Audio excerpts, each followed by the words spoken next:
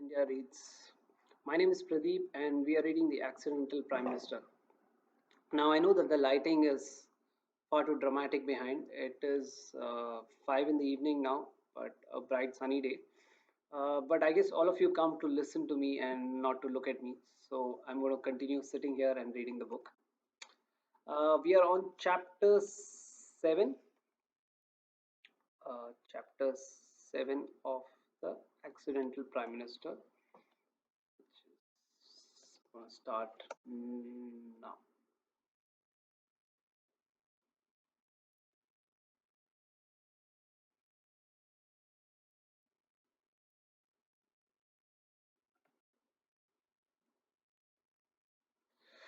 Chapter 7, Manmohan's Camelot.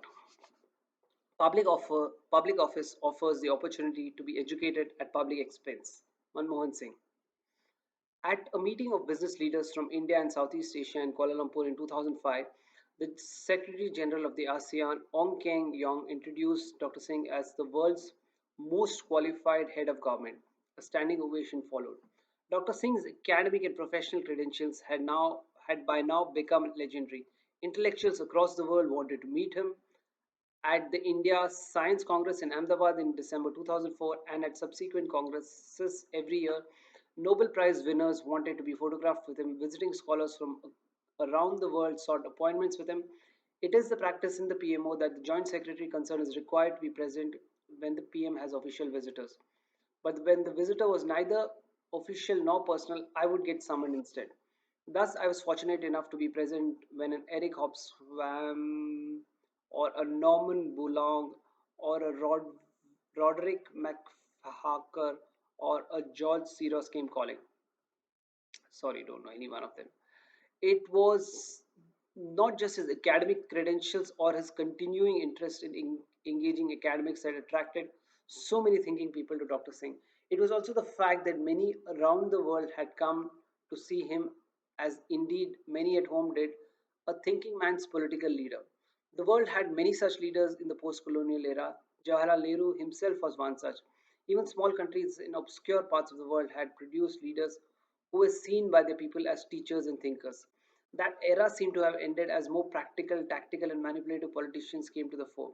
The Western and in the Indian and Western elite did not regard any of Nehru's successors as thinking leaders. Indira Gandhi tried hard to win over India's intellectual elite, but the emergency broke a nascent link. When men like P.N.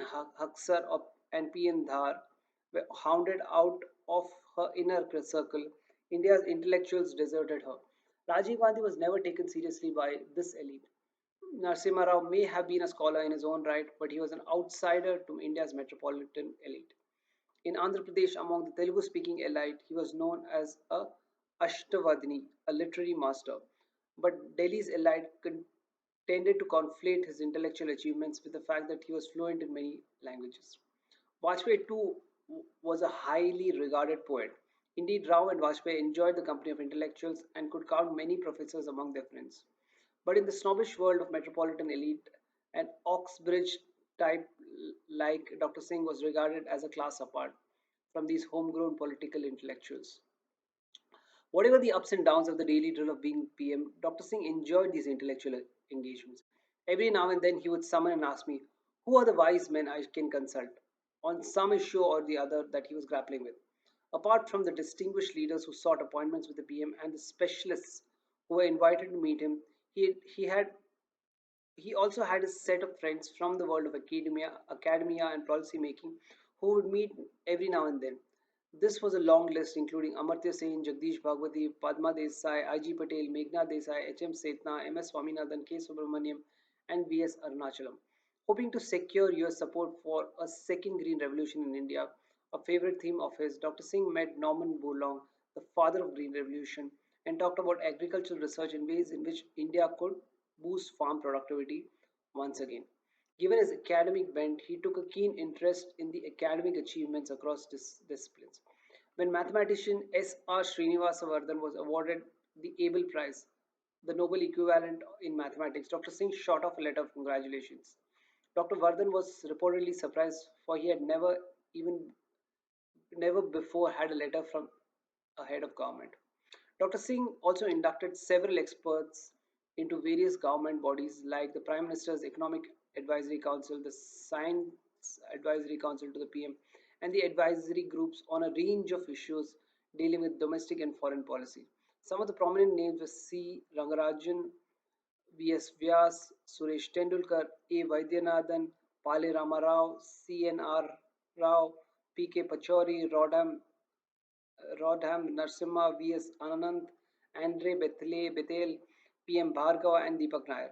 He would patiently sit through long meetings with them and listen to contending viewpoints. When the tiger population in India was threatened, he set up an expert group that included wildlife expert Valmiki Thapar and Sunita Narayan of the Center of Science and Environment and heard both sides of what was a particularly sharp argument. In the National Knowledge Commission, he would listen to left wing scientists like P.M. Bhargava with as much interest as to the liberal sociologist Andre Bettel. When Soros sought an appointment, Dr. Singh wanted to know what he wished to talk about. Was Soros going to invest in India? Would he want to know about India's Indian policies? Soros did not have the money on his mind. He wanted to meet Dr. Singh, not the PM, and discuss his books. I had to quickly read and brief the PM on the key arguments of books on globalization, capitalism, and terrorism. Soros meant what he said. He did actually talk about his books, but Rupert Murdoch tried a trick to secure an appointment. Having failed on one occasion to meet Dr. Singh, he made a second attempt by letting it be known that he was not interested in talking about his media business. Rather, he wanted to talk about China. The PM was amused and granted him an appointment. Murdoch did discuss China and explain where he saw China going. But as he got up to leave, he expressed the hope that the Indian government would be more receptive to his media plans than China had been. On China, Dr. Singh was an eager learner. For him, China remained an enigma and he eagerly sought out people who were knowledgeable about it. He spent 2 long afternoons with Singapore's leader Lee Kuan Yew, getting tutored about China and its new generation of leaders. Lee knew the country better than most world leaders. He also invited Harvard professor Roderick McFahar and opposition politician and India China watcher Subramaniam Sami for long conversations on the subject. He followed these up by doing his own homework, devoting several days to thorough reading of all Nehru papers. I do not want to make the mistakes Nehru made, so it is important that I understand his own thinking at the time. He once said to me, explaining how he painstakingly read through the official record of what happened between China and India in the years 1957 to 1962. In his second term, he familiarized himself with China's new leadership. He read with interest Urza Vogel's authoritative biography of Deng Xiaoping. He knew the West and much of East and Southeast Asia well. His stint in the South Commission had given him a good grasp of the developing world, especially Africa. Before a visit to Russia, he sought out the economist Padma Desai, an acknowledged authority on Russia. He would, of course, also read widely and extensively the biographies of important leaders he had to meet, picking up information about his interlocutors that no Indian diplomat was able to put into his brief before a meeting. Dr. Singh was a voracious leader, and his living room table had always had on it a new book that he was reading. Weekends were mostly spent reading. Over time, I consulted a wide range of scholars and policy experts when writing the PM's speeches, sometimes seeking draft texts and would keep him informed of the names. They included scientists like C.N.R. Rao, R.M. Malshekar, M.S. Swaminathan, Strategic Affairs Guru, K. Subramaniam, Kashmir expert, Amitabh Mattu, bureaucrat and diplomat Gopal Krishna Gandhi, historian journalist Rangshu Mukherjee, and my father, who had been a speechwriter for Narasimha Rao. It was on occasion amusing to see some of our most distinguished scientists and academics sending draft speeches full of self praise that read more like their resumes, hoping that the PM would read them out. For his first major speech abroad at New York CFR, he wanted me to consult people with specialist knowledge of India US relations outside government and also find out from those familiar with the event who would be in the audience and what they might expect to hear from an Indian PM. Accordingly, I consulted Sunil Khilnani and Fareed Zakaria. Not surprisingly, Mani Dixit disapproved of the idea. Reflecting the traditional Indian establishment view, he asked, can we not write a speech for the PM? Why do we need external advice? There was a bit of Camelot in the UPA one, like John Kennedy's circle of the best and the brightest, which included East Coast academics like John Kenneth Galbraith, Walt Rostow, and Arthur Schellseiger. Dr. Singh too had created a circle of intellect around him. In the later half of his first term, Indian ambassadors As Indian ambassadors began to understand this side of PM's personality, they would make sure to offer the PM some time with the local scholars and public intellectuals, albeit mostly economists. In Paris, he would meet with Alice Thorner, the widow of Daniel Thorner. Both were economists who had researched deeply on India. In New York, he would meet Paul Volcker, former chairman of the Federal Reserve. In London, he would meet economist Nick Stern and scholars from Cambridge and Oxford. With his many friends, admirers, and students dropping in every now and then, the visitors' room at RCR became a school at which one learnt a lot. Validating one of Dr. Singh's favorite lines, public office offers the opportunity for private education at public expense. His flaw was, of course, the weak follow up. The original intention of setting up the National Knowledge Commission was to seek ideas on improving the quality of higher education in India and strengthening the public literacy system around the country. But the commission got itself embroiled in avoidable controversies, with two aspiring members quitting and another becoming a permanent dissenter. Appointing an NRA technocrat like Sam Petroda, who did not command much respect among liberal academics, was probably a bad idea to begin with. While Dr. Singh valued inputs into policy, he would become impatient with purely academic solutions that were not adequately grounded in political reality. However, he did come to appreciate the fact that while the gap between the academic and the policy worlds were not wide in the field of economics, his own example being a case in point, in other fields like foreign affairs, the gap was very wide because policymakers rarely shared information with scholars. Releasing a book by diplomat Jagat Mehta in April 2006, Dr. Singh regretted the fact that scholars had to depend on the memory of retired civil servants to get a glimpse into the thinking that had gone into policy making. While agreeing that memoirs like Mehta's were very useful for scholars, he said, I do hope that we do not have to depend only on memory and personal notes for the record of policy making. I think the time has come for us to at least have a 50-year rule, if not a 30-year rule, that allows scholars and researchers free access to declassified official papers. I would like to have this issue examined so that we can make an early and informed decision. In the long run, this would make it possible for us to draw appropriate lessons from the past and make effective decisions in the future.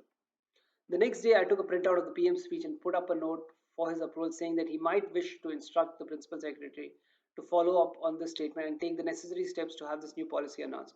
I heard nothing about it afterwards. Years later, after I left the PMO, I asked Dr. Singh why he never followed up on that announcement. His matter of fact reply was, this should have been done by the BJP when they were in office. The Congress party is not yet ready to take this step. The implication of this his remark was that any declassification of official papers based on 30-year rule would begin to throw more light on Nehru and Indira's time in office. The two key initiatives for the PM, which he sought expert opinion in a systematic fashion, were his dialogue with Pakistan President Pervez Musharraf on Jammu and Kashmir and the initiative he took with the US on civil nuclear energy. In November 2004, Dr. Singh was to make his first official visit to Jammu and Kashmir. He had returned from New York in September 2004 after a useful meeting with Pervez Musharraf and felt the time was right for a new initiative on Kashmir.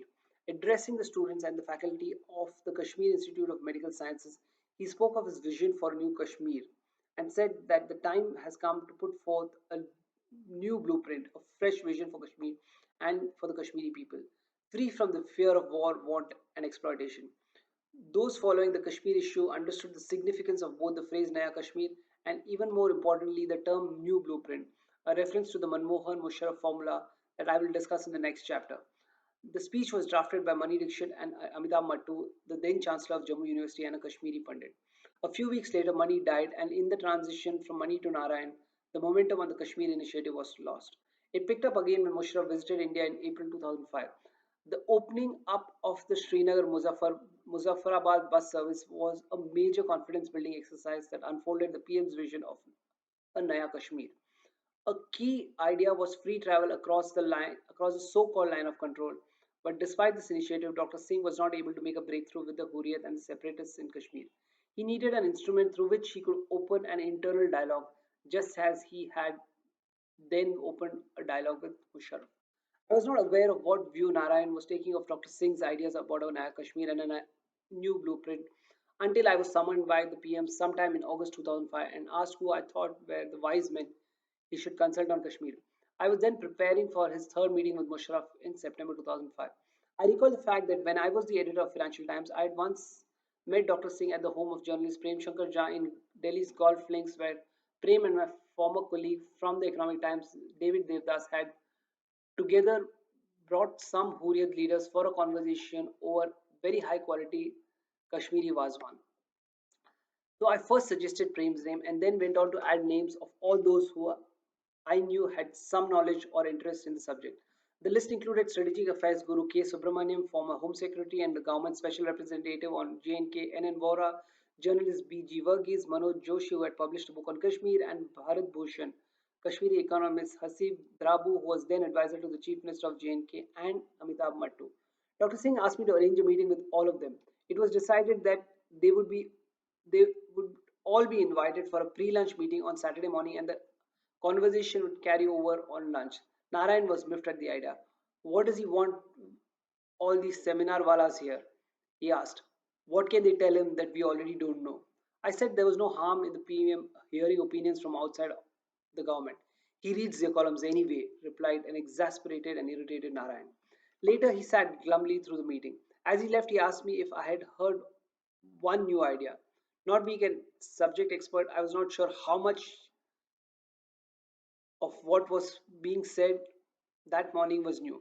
But I soon realized that there was major takeaway from the meeting when Dr. Singh called me and said he liked K. Subramaniam's suggestion that the PM should convene a roundtable on the future of J&K, ensuring that every single viewpoint was represented around the table.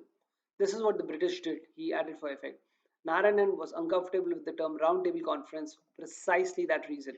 As he pointed out, the British had convened a roundtable conference to begin the process of granting India independence. Was that the political message the PM wanted to send? Narayan did not like the idea at all. Dr. Singh had a different view. He believed that the time had come for everyone in the state to freely express their opinion. After all, the Hurriyat and the separatists did not want to represent the majority in the state, nor was Azadi really on the cards. The separatists were on vocal and an important minority. Let them speak openly in the gathering of fellow Kashmiris and representatives of Jammu and Kashmir, he fed, and let there be an open discussion. In the end, it would have to be India and Pakistan that would have to arrive on a settlement of the issue, keeping in mind the welfare of the Kashmiri people. Invitations were sent out to every political party, to intellectuals, heads of major academic institutions, NGOs, and to the Kashmiri separatists as well. On February 25, 2006, after the parliament had opened for a budget session, the first J&K roundtable was convened at 7 RCR. Invitations to the meeting were handed out personally to every important leader from the state. Intelligence officials scouted out to those who were ostensibly underground, and letters of invitation were personally handed over to them.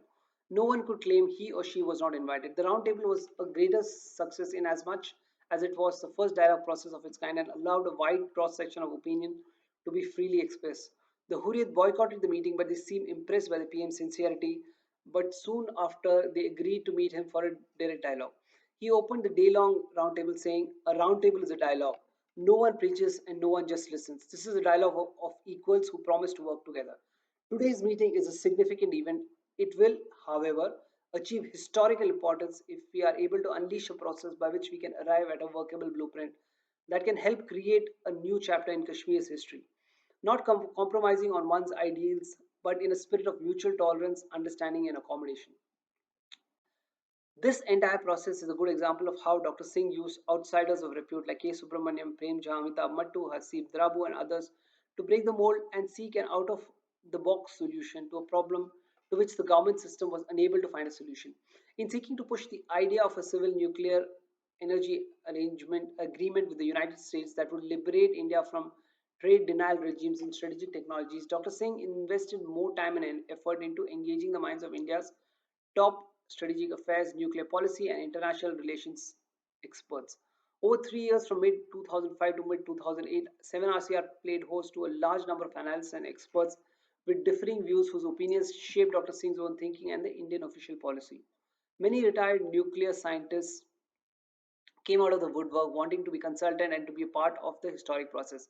One such senior scientist even sent me his biodata and urged me to let him get him appointed as an advisor to the PM. When this did not happen, he became a severe critic of the nuclear deal. The only major organized effort was, not surprisingly, left to K. Subramaniam to lead. Dr. Singh appointed a task force that was asked to study emerging trends and long term implications of the global strategy of the United States as it evolved during the British era. and draw relevant lessons for the Indian economic and foreign policy. The force report titled Challenge India and the New American Global Strategy was commissioned in 2005 and submitted to the PM in 2006. The Subramaniam Task Force had amongst its members scientists P. Ramarao, M.S. Anand, economists R.K. Pachauri and Arvind Virmani, strategic affairs analyst Uday Bhaskar and Amitabh Mattu. Regrettably, it remained a classified document even though Subramaniam Waste wanted to make it public.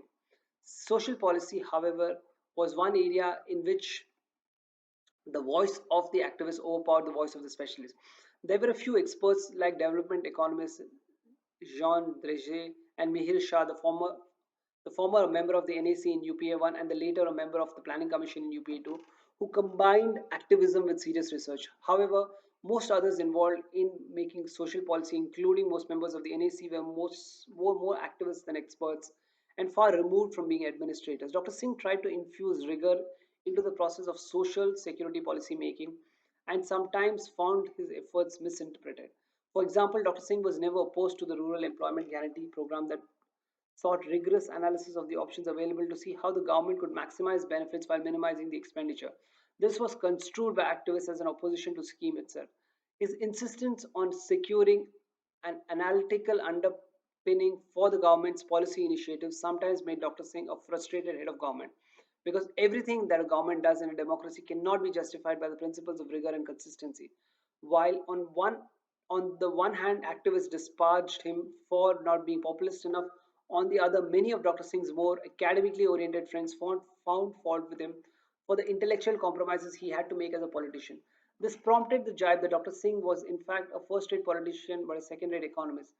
But Dr. Singh had been in public life long enough to know, as he often put it, that one has to succeed first as a politician before being viewed as a statesman. For the same reason, I too would not overstate the role of the expertise and of the technocracy in policy making. In a democracy, that too was a factitious and an ideologically disparaged coalition like the UPA at the helm, public policy was inevitably a product of political interests and private lobbying. But subject experts and committees certainly informed Dr. Singh's thinking and gave him the space he needed to negotiate his way through political hurdles in pursuit of policies dear to him, both domestic and foreign.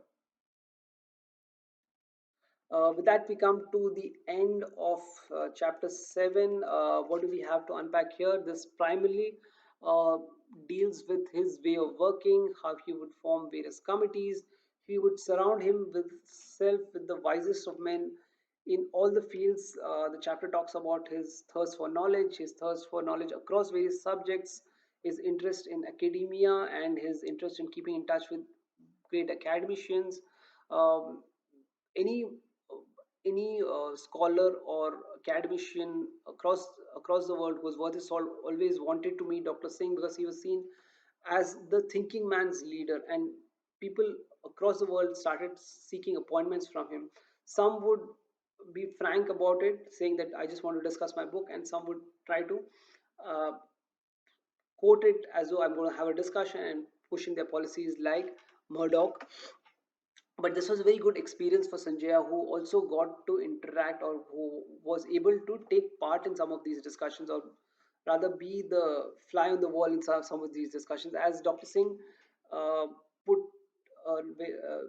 quoted way, which is very famous and which is there in the beginning of the chapter, that public office is a private school on public policy, something like that. Yeah. So the whole chapter discusses about the intellectuals that he surrounded himself with, some of the uh, some of the groups that he created, some of the advisory boards that he created. He filled himself with intellectuals and wise men. He would come to Sanjay asking who are the wise men I need to know on the subject. His homework, especially on the US nuclear agreement, and his meetings with Parvez Musharraf, involved that he engaged himself with various people across the board. He created something which was like a round table where he involved the Hurriyat separatists, people who are experts in Kashmir, um, secretaries of people who are working for the Kashmiri government, and experts from New Delhi to forms a kind of a round table. Now, this was something that Mani was not very comfortable with, because the last time a round table was was held was by the British, who eventually gave independence to India. So that was his worry: are we going to give independence to Kashmir? But Dr. Singh was quite determined. The only issue is Sanjaya finds that Dr. Singh did not follow up. So he had some very brilliant ideas, and he would not follow up. One of the other, uh, one of the brilliant ideas was to declassify documents which were 30 years old. Uh, he he talked about it, and he said that it could help academicians and scholars learn a lot about mistakes made in the past. He himself devoted a lot of time to understanding India from 1957 to 1962, because he said he wanted to know the mistakes that Nehru made on China, so that he does not make the same. However, he never followed up on this, and when Sanjay asked him many years later on why he did not do so, he said it was up to the BJP to do it, because his concern was 30 years back the documents would have related to Nehru and Indira, and he did not want to uh, muddy the waters there. So this chapter is primarily about that, and yeah, it kind of gives a perspective of how he wanted to be surrounded by academicians, how he wanted to keep abreast of knowledge. He would go on to give a congratulatory letter to a gentleman who won the Nobel equivalent in mathematics, and the gentleman who won it was thoroughly surprised because he had never received a letter from a head of state. So he was so well informed about academia, and uh, his participation in the World Congress was always looked for. Was the World Congress or something else? Was always looked forward to. With this, I come to the end of the chapter. I need to go. Thank you very much, and I'll catch you in the next chapter. Bye.